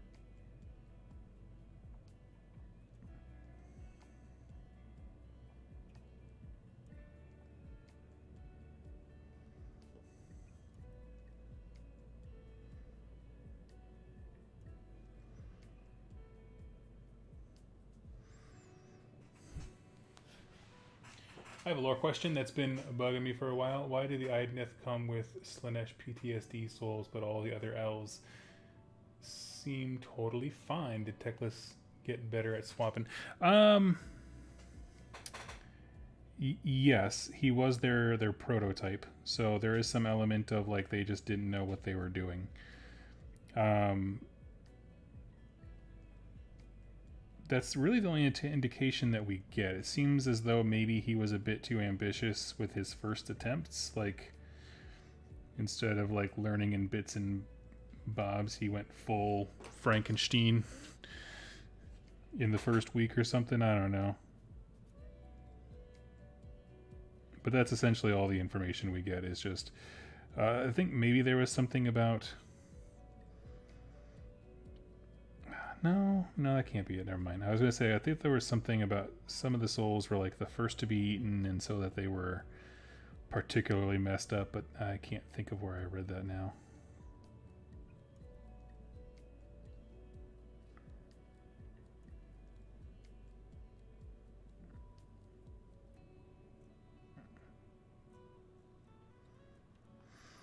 But yes, that's why he got too excited. He didn't make sure all the parts were in the box first.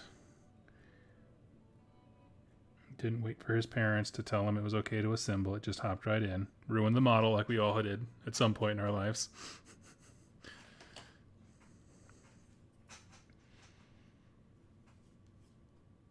Normal Ultramarines are fine, but they have busted Legends units that kind of stinks up the Legion a bit.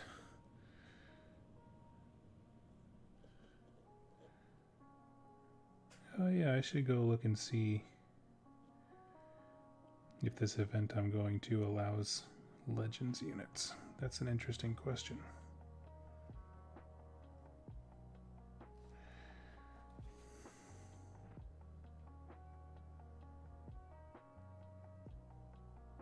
I mean, it won't really affect my opinion. It's more just like, what am I expecting to see?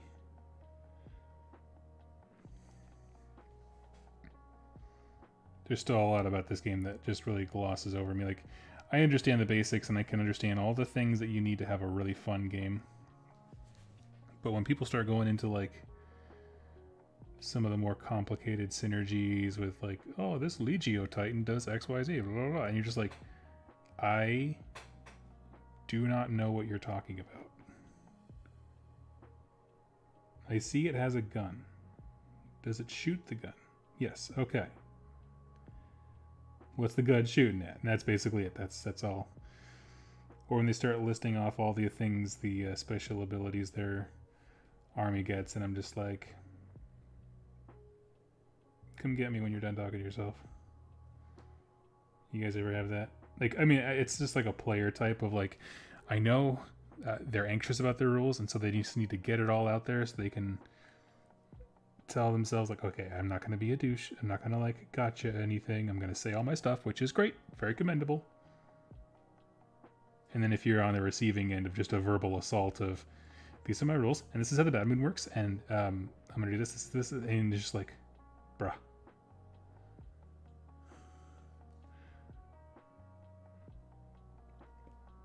That's what I'm always afraid of when I go to events like the Horus Heresy stuff that allows Legends units, where it's just like, please don't have a dump truck of information I need about this unit that's not, it's only kind of legal in the game.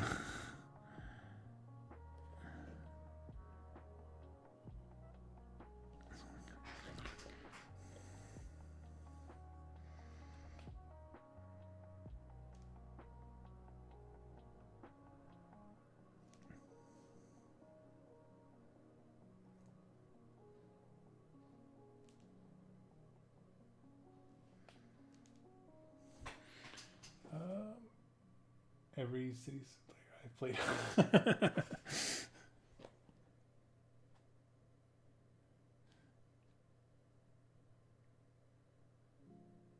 Oh man.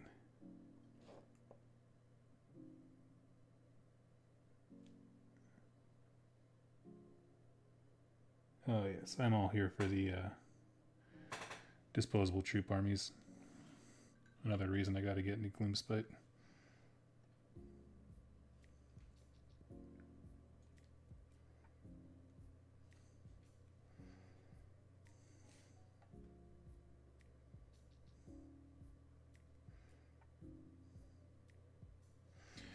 What factions are y'all thinking are going to be in the next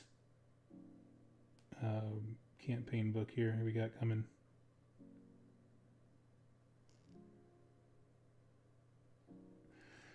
I think corn is definitely an easy pull.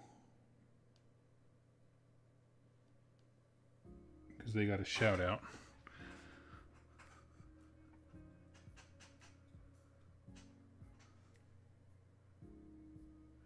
Would love to see some Flesh Eater Quartz action.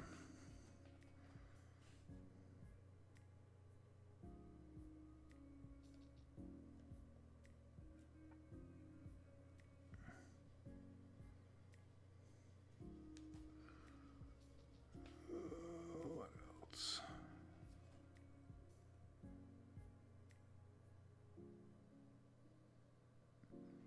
Sorry, just doing a lot of detail painting right now. Yeah, that's basically it.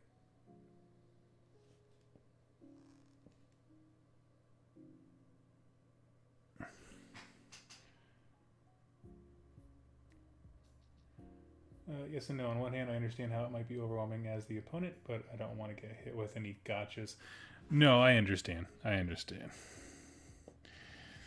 It just depends on what you're there for. Because, like, for me, okay, everyone has a perspective when they say these things. You're talking to someone who is super happy to be at, like, the 2-1, 2-2 tables, not in competition to win anything. When I start losing, I definitely go into the mode of like, all right, well, we're just gonna, how am I gonna find out what the rules for that crazy looking unit that's in Legends is? I'm gonna run into it. That's how you learn. You learn to do by doing, and then you just plow a whole bunch of bone splitters straight into whatever it is that you're afraid of.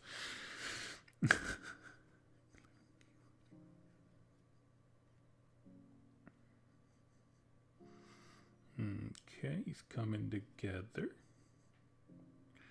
I just now realized he has a tabard there we got to paint up.